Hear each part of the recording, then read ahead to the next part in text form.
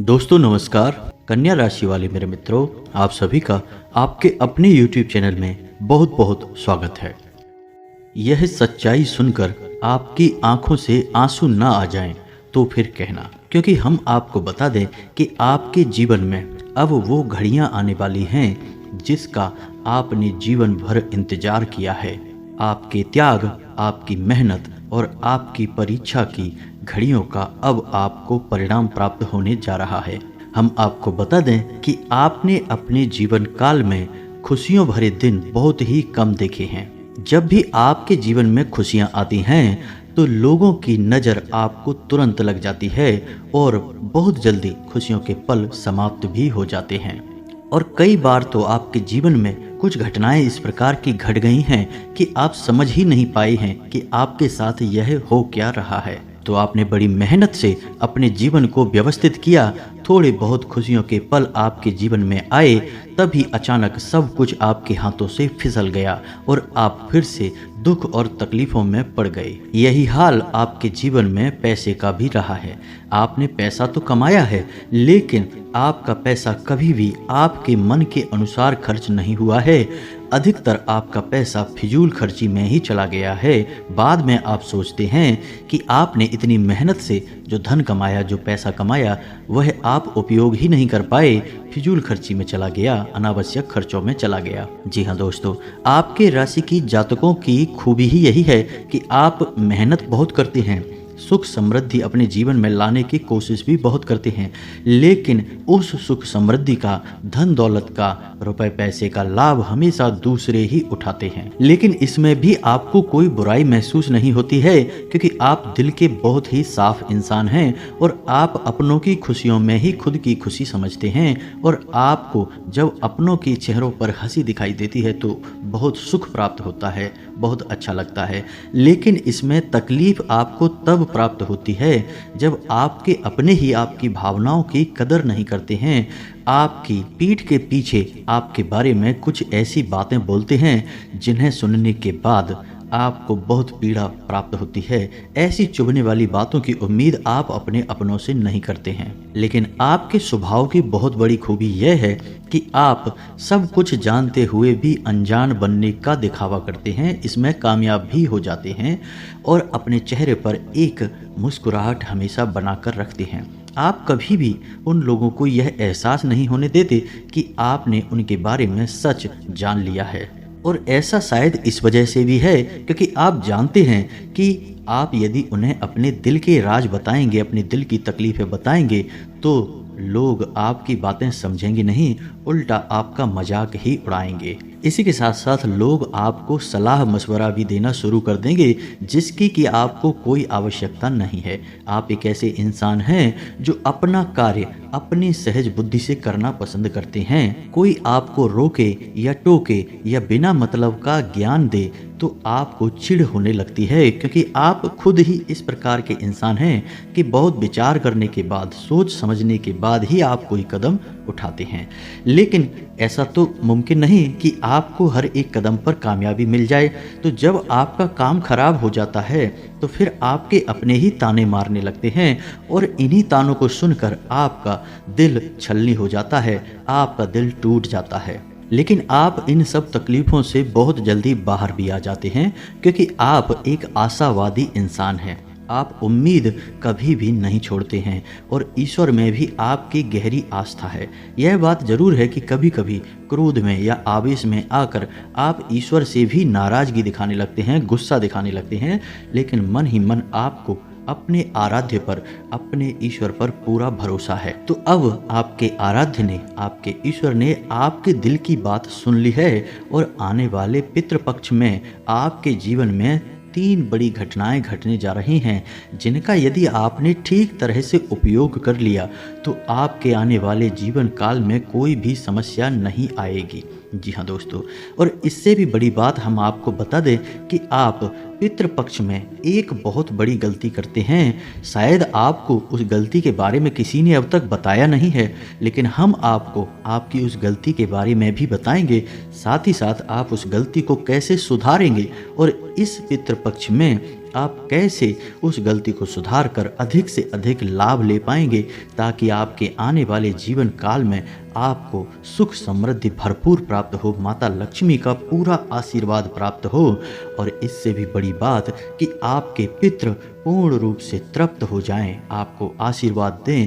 क्योंकि दोस्तों, एक बात याद रखना कि यदि आपके पितृ अतृप्त हैं, चाहे वह आपने जानबूझकर किया हो, चाहे अनजाने में गलती से ही किया हो, लेकिन आपके पितृ यदि आपकी किसी भी बात से असंतुष्ट हैं, अतृप्त हैं, तो फिर आप किसी भी भगवान की पूजा पाठ करिए, कोई भी बड़े से बड़ा अनुष्ठान करिए, आपको उस अनुष्ठान का, उस पूजा पाठ का कोई भी फल प्राप्त नहीं होगा। आपने देखा होगा कि जब भी आप अपने घर में कोई पूजा पाठ करवाते हैं किसी ब्राह्मण या पंडित के द्वारा, तो आपने सुना होगा कि जब आपकी पूजा पाठ आरंभ करवाते हैं पंडित जी, तो 3 मंत्र हमेशा सबसे पहले उच्चारण करते हैं।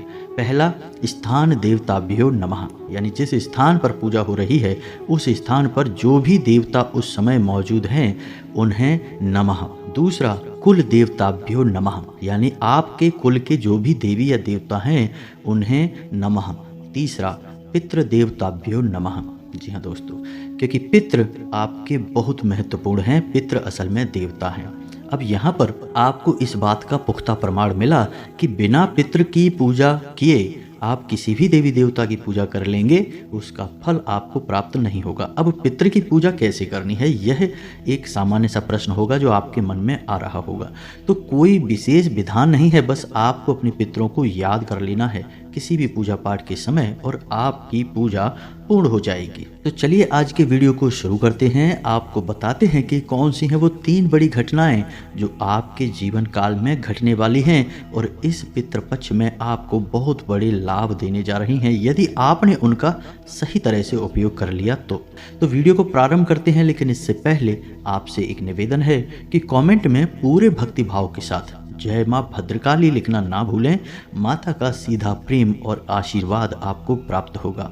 याद रखना, जिसके साथ है माता भद्रकाली उसका कोई बाल भी बांका नहीं कर सकता है। तो आइए दोस्तों बात करते हैं और आपको बताते हैं आपके जीवन के बारे में कुछ रहस्यमयी बातें। लेकिन उससे पहले आपको बता दें कि आपके जीवन काल में यह जो समय चल रहा है, इसमें ग्रहों की स्थिति कुछ इस प्रकार है कि आपको रुपए पैसे को लेकर थोड़ा सा सतर्क रहने की आवश्यकता रहेगी। जी हाँ दोस्तों, बिना सोचे समझे आप किसी को भी पैसे ना दें। खास तौर से देने के विषय में आपको सतर्क रहने की आवश्यकता है, क्योंकि आपने यदि बिना सोचे समझे किसी को पैसे दे दिए या भावनाओं में बहकर, जो कि आपकी बहुत बड़ी कमजोरी है कि लोग आपको भावुक बनाकर आपसे पैसा ऐंठ लेते हैं। तो यदि भावनाओं में बहकर आपने पैसे किसी को दे दिए तो हम आपको लिख कर देते हैं कि वह पैसा पहले तो आएगा ही नहीं, और यदि आएगा भी तो बहुत अधिक बुराइयां करवाने के बाद ही आपके पास वापस आएगा। जी हाँ दोस्तों, तो इससे बेहतर यह होगा कि आपसे यदि कोई किसी प्रकार की पैसे की मदद मांगता है तो आप उसे इस पितृपक्ष में टाल दें, यानी आने वाले 15 दिनों तक आप किसी भी प्रकार का पैसे का लेन देन ना करें। जितना संभव हो कम से कम करें। दूसरी महत्वपूर्ण बात यह रहेगी कि आपको अपने कार्यस्थल पर, यदि आप नौकरी करते हैं तो अपने कार्यस्थल पर अपने उच्च अधिकारियों पर नज़र रखनी होगी। हम आपको बता दें कि आपकी कार्यशैली कुछ इस प्रकार की है कि आपके सहकर्मी ही आपसे जलते हैं और आपके बारे में अनाप शनाप बातें पीठ के पीछे करते हैं। और इस समय जो आपकी ग्रहों की स्थिति है वह इस प्रकार की है कि आपकी पीठ के पीछे कानाफूसी निश्चित तौर पर होगी, और इसका जो दुष्परिणाम है वह आपके ऊपर आएगा, यानी आपके उच्च अधिकारियों के कान भरे जा सकते हैं। तो आपको जितना हो सके अपने उच्च अधिकारियों से प्रेम पूर्ण बर्ताव करना है और उनके संपर्क में ही रहना है, ताकि यदि आपके खिलाफ कोई उनके कान भरे तो उन्हें विश्वास ना हो। यानी आप अपने उच्च अधिकारियों से अधिक प्रेम पूर्ण बर्ताव करके उन्हें अपने पक्ष में रखने की कोशिश करें। अब सबसे महत्वपूर्ण बात जिसका आपको विशेष ख्याल रखना है, क्योंकि आपके राशि में राहु का गोचर कुछ इस प्रकार का हो रहा है कि आपकी मानसिकता दूषित हो सकती है। जी हाँ दोस्तों, राहु एक छाया ग्रह है, एक राक्षस ग्रह है। यह हानि अधिक करवाता है, लाभ कम दिलवाता है। जी हाँ दोस्तों, तो तो आपको थोड़ा बहुत मति भ्रम हो सकता है। अब यह मति भ्रम किसी कारण से भी हो सकता है, यानी कि कोई आपका साथी संगी ऐसा होगा जो आपको किसी गलत कार्य को करने के लिए प्रेरित करेगा, या फिर परिस्थितियां ही ऐसी बन जाएंगी कि आपको गलत काम करने की प्रेरणा प्राप्त होगी। लेकिन याद रखना कि राहु धोखेबाज ग्रह है। आप जैसे ही किसी गलत कार्य में आगे बढ़ेंगे, आपकी हानि हो जाएगी। राहु पर आप पूर्ण रूप से भरोसा नहीं कर सकते हैं, क्योंकि राहु एक छाया ग्रह है, यह कोई वास्तविक ग्रह नहीं है। तो इसका प्रभाव बहुत जल्दी आता है और बहुत जल्दी हट जाता है, यानी कि यह जितनी तेजी से आपके जीवन में आएगा उतनी तेजी से आपके जीवन से चला भी जाएगा, लेकिन आपका नुकसान बहुत बड़ा कर जाएगा। जी हाँ दोस्तों, तो इस पितृपक्ष में आपको थोड़ा सा संभल कर रहना है और किसी भी प्रकार के प्रलोभन से या अनैतिक कार्य से दूरी बनाकर रखनी है। जैसे ही आपको किसी भी प्रकार का लालच कोई दे या कोई ऐसी घटना आपके जीवन में घटने लगे, आपको हमारी बात याद आ जानी चाहिए कि यह राहु का प्रभाव है। लेकिन यह बहुत अधिक समय तक नहीं रहेगा, बहुत ज़्यादा रहेगा तो 24 घंटे के लिए ही होगा। लेकिन इस 24 घंटे में यह आपसे ऐसे काम करवा देगा कि आने वाले जीवन में आप उस काम की कीमत बहुत लंबे समय तक चुकाते रहेंगे। इसी के साथ साथ आपको अपने प्रेमी जीवन या दाम्पत्य जीवन का भी ख्याल रखने की आवश्यकता है, क्योंकि वहाँ पर भी आपको परेशानी आने के अवसर प्राप्त हो रहे हैं। तो कुछ ऐसे मौके आएंगे जब आपका आपके प्रेमी के साथ बंधन टूट सकता है, झगड़ा हो सकता है, या फिर आपके जीवन साथी के साथ भी आपका विवाद हो सकता है और स्थिति बहुत बुरी हो सकती है। जी हाँ दोस्तों, यह भी प्रभाव राहु का ही रहेगा, क्योंकि राहु के पास शरीर नहीं है, उसके पास केवल दिमाग है और वह दिमाग बहुत ही खतरनाक है। जी हाँ दोस्तों, तो यह तो थी वो सामान्य घटनाएं जिनके लिए आपको सतर्क रहने की आवश्यकता रहेगी।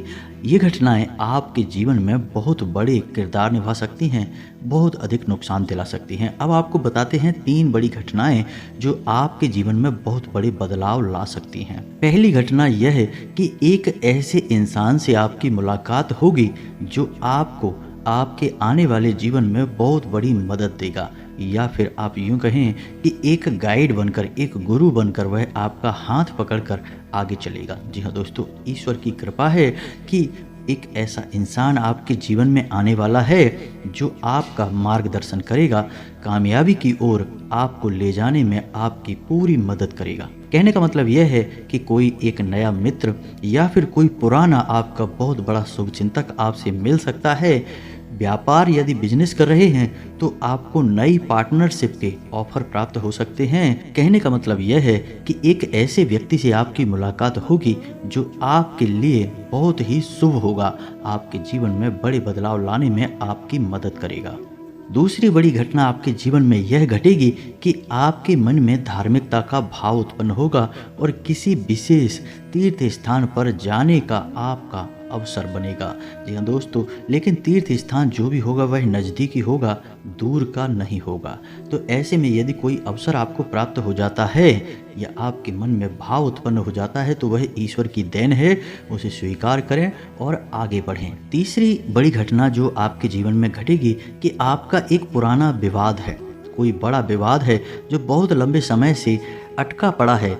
उस विवाद में जो रुकावटें आ रही थीं वे अब दूर हो जाएंगी, गति प्राप्त हो जाएगी और कोई ना कोई निष्कर्ष अवश्य ही निकल आएगा जो कि आपके पक्ष में ही रहेगा, जिससे आपके मन में खुशियां ही खुशियां आ जाएंगी। अब विवाद कोई प्रॉपर्टी का भी हो सकता है, रुपए पैसे की लेन देन का विवाद हो सकता है, या फिर किसी अन्य प्रकार की चीज़ों का लेन देन का विवाद है। जो भी विवाद है अब वह दूर हो जाएगा और उसका फैसला आपके पक्ष में आएगा। यह एक ऐसी घटना रहेगी जो आपको सुख देगी, आपको शांति देगी। अब आपको बताते हैं वह गलती जो आप अपने हर पितृपक्ष में करते चले आ रहे हैं। शायद इसी गलती की वजह से आपको पितरों का पूरा आशीर्वाद प्राप्त नहीं हो पा रहा है, और जब भी आप अपने पितरों की तृप्ति के लिए कोई कार्य करते हैं तो वह कार्य आपको लगता नहीं है, आपके पितृ संतुष्ट नहीं होते हैं, तृप्त नहीं होते हैं। तो वह गलती क्या है दोस्तों? तो अब आप ध्यान से समझिए। हमारे शास्त्रों में यह वर्णित है कि पितरों का कार्यभार भगवान श्री हरि विष्णु को दिया गया है। यानी कि जब भगवान श्री हरि विष्णु से उन आत्माओं के बारे में विचार करने के लिए कहा गया जो इस मृत्यु लोक से निकल जाती हैं और यहाँ वहाँ भटकती रहती हैं, उनका कोई ठिकाना नहीं होता है। तो भगवान श्री हरि विष्णु चूंकि इस सृष्टि के संचालक हैं, तो उन्होंने पितृलोक का निर्माण किया और पितृलोक के संचालन का कार्यभार सूर्य देवता को दे दिया। तो इस प्रकार भगवान श्री हरि विष्णु पितरों के आराध्य हुए, उनके प्रमुख देवता हुए। इसी प्रकार आप इस बात को भी जानते होंगे, हमने अपनी पिछली वीडियो में भी बताया था कि भगवान श्री हरि विष्णु जब निद्रा में जाते हैं यानी आराम करने के लिए जाते हैं, तो सबसे लंबा समय उन्होंने पितृ को ही दिया है इस सृष्टि को, इस संसार को चलाने के लिए, जो कि पूरा एक पखवाड़ा है। तो आप पितरों के महत्व को समझ सकते हैं, पितरों का भगवान श्री हरि विष्णु से संबंध समझ सकते हैं, कितना गहरा है और कितना बड़ा है। यानी कि पितरों के लिए किया गया कोई भी अनुष्ठान तब तक पूर्ण नहीं हो सकता जब तक कि भगवान श्री हरि विष्णु को याद न किया जाए, उनका सही तरह से पूजन अर्चन न किया जाए। तो अब ऐसे में आप क्या करें, क्योंकि अब तक आपको किसी ने यह बताया नहीं था। आप तो सीधे सीधे अपने पितरों के लिए श्राद्ध करवा रहे हैं, या फिर उन्हें जो भी कोई उपाय बता देता है उन उपायों से तृप्त करने की कोशिश कर रहे हैं, लेकिन पितर आपके तृप्त नहीं होते हैं और आपके ऊपर दोष लगातार बना रहता है।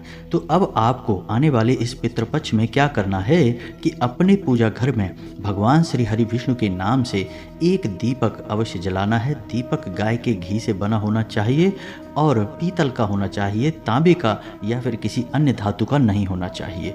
जी हाँ दोस्तों, और इसका सर्वोत्तम लाभ लेने के लिए आप भगवान श्री हरि विष्णु की माता लक्ष्मी के साथ एक फोटो खरीद कर लाइए और उस फोटो का सही तरह से शुद्धता और प्राण प्रतिष्ठा करने के बाद ही पूजन अर्चन शुरू करें। यदि आपके पूजा घर में पहले से ही भगवान श्री हरि विष्णु की माता लक्ष्मी के साथ फोटो है, अलग अलग फोटो में नहीं दोस्तों, साथ में एक ही फोटो में दोनों लोग हैं, तो आप उसी फोटो की पूजा कर सकते हैं। रोज शाम के समय एक दीपक माता लक्ष्मी और भगवान श्री हरि विष्णु के लिए जलाइए। फिर आप अपने पितरों के लिए जो भी अनुष्ठान करना चाहते हैं वही करें। आप देखेंगे कि आपके पितृ आपसे बहुत खुश होंगे, बहुत तृप्त होंगे और आपको बहुत आशीर्वाद भी देंगे। आपने यदि यह क्रिया नहीं की तो आप कोई भी क्रिया करिए, आपके पिता आपसे पूर्ण रूप से संतुष्ट नहीं होंगे। अब यहाँ पर सोचने वाली बात यह है, अब यहाँ पर हम आपको एक बात और बता दें कि कुछ लोग इस विचार को अपने दिमाग में रखते हैं कि जब हमने अपने पितरों का गया में जाकर पूर्ण श्राद्ध कर दिया है, तर्पण और पिंडदान भी कर दिया है, तो फिर हमारे पितृ क्यों भटक रहे हैं, उन्हें तो तृप्ति प्राप्त हो गई, मुक्ति प्राप्त हो गई। लेकिन दोस्तों हम आपको बता दें कि यह कोई जरूरी नहीं है, यह तो एक नैसर्गिक प्रक्रिया है और हमारे कर्म कांडों का एक भाग है। लेकिन पितरों को तृप्ति प्राप्त होगी या यूं कहें कि मुक्ति प्राप्त होगी जब उनका सही समय आएगा, क्योंकि हर एक इंसान अपने पुरखे पूर्वजों का पूर्ण श्राद्ध, 13वीं और पिंडदान, तर्पण आदि विधि विधान के साथ अवश्य करता है। फिर भी लोगों के पास पितृदोष क्यों है? अगर उनके पितृ पूर्ण रूप से तृप्त और मुक्त हो चुके हैं तो फिर ऐसा क्यों कहा जाता है कि तुम्हारे ऊपर पितृदोष लगा हुआ है? आप अपने मन में किसी भी प्रकार का कोई वहम मत पालिए।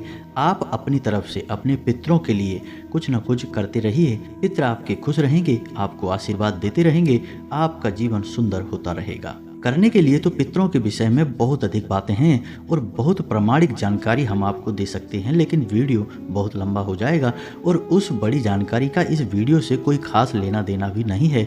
जो जरूरी बातें थी वो हमने आपको बता दी हैं, आप उन पर अमल करके देखिए और हमारे द्वारा की गई भविष्यवाणियों पर भी नज़र रखिए। हर एक भविष्यवाणी आपके जीवन में निश्चित तौर पर घटित होने जा रही है, इस बात का हम वादा करते हैं। जी हाँ दोस्तों, तो इसी के साथ साथ आज के इस वीडियो को विराम देते हैं। कमेंट में पूरे भक्ति भाव के साथ जय मां भद्रकाली अवश्य लिखें। मिलते हैं अगले ज्ञानवर्धक वीडियो में, तब तक के लिए धन्यवाद। जय माता की।